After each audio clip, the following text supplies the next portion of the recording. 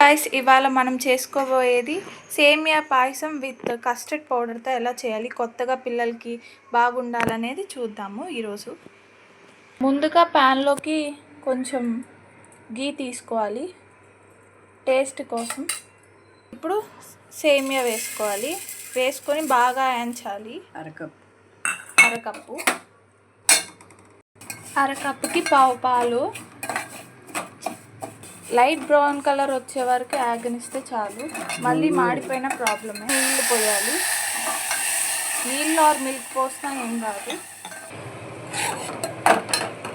ఇప్పుడు పాలు పోస్తున్నాం, ఉడికిపోయింది.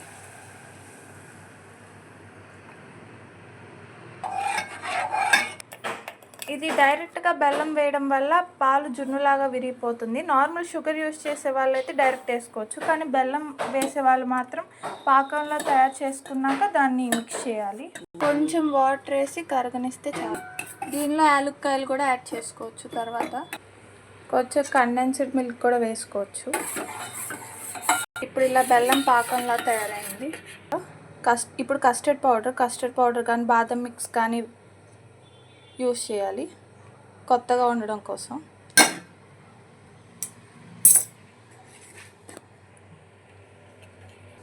బాగా మిక్స్ చేసుకున్నాక ఇలా ఇప్పుడు ఈ పాకం పోసేయాలి.